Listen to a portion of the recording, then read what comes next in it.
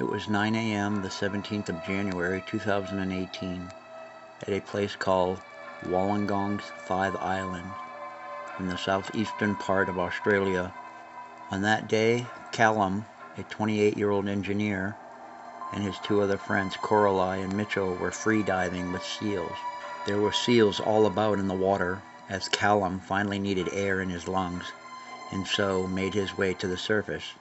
He was still about 16 feet below the surface, making his way up, when he felt a strong blow into his buttocks from behind, thinking it was one of the seals. The blow knocked him upward at the same time as something brushed against his left arm, the whole time thinking to himself that the seal doing this to him has incredible power. Immediately afterwards, looking through a curtain of bubbles, he was shocked to realize that it wasn't a seal at all that slammed into him, but a great white shark. Coralie and Mitchell, having witnessed the whole terrifying event, and their dive support boat around 100 feet away from all three of them, having dropped anchor, decided along with Callum to scramble towards shore onto the nearby rocks to make the quickest exit possible from the water, with Coralie losing her own fins in the process of frantically struggling to get ashore. Mitchell was the first of the three to make it out of the water, turning around to pull the other two out in the middle of a big swell. Mitchell states, "We got a real beating on the rocks, but we were out of the water within a minute."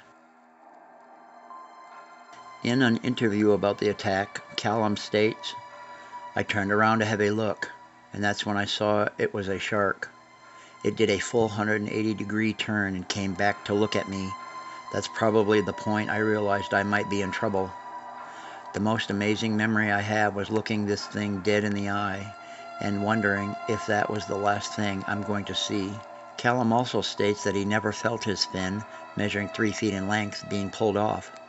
However, his diving companion Coralie saw the moment it left his foot.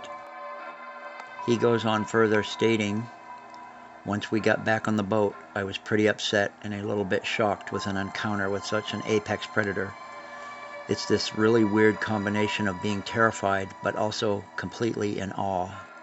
In an interview about the attack with Callum's friend Coralie, she states, "For a split second I thought I was seeing my friend being pulled in two.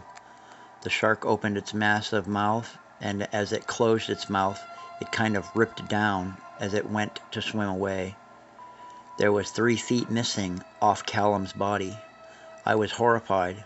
Then I realized it was just his fin. He's just lucky that it was an investigative bite and didn't involve him ending up missing any of his limbs." The whole encounter was caught on camera by Callum's friend Mitchell, only a few minutes after all three of them entered the water.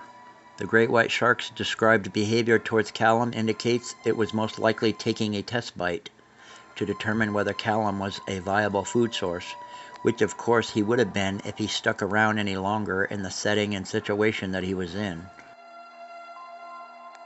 There are hundreds of people each year around the world who dive with seals, and rarely do they encounter a shark, let alone have an incident.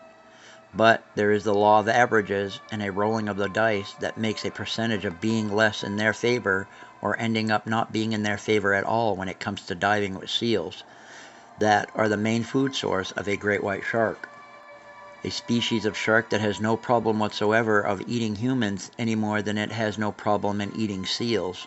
So, in the end, it's a definite no-brainer that swimming in the presence of seals increases one's likelihood of an encounter with a great white shark. A shark of that size slamming into Callum, with him ending up with just his fin missing, makes him a very lucky man, ending up being able to tell the tale of what happened to him.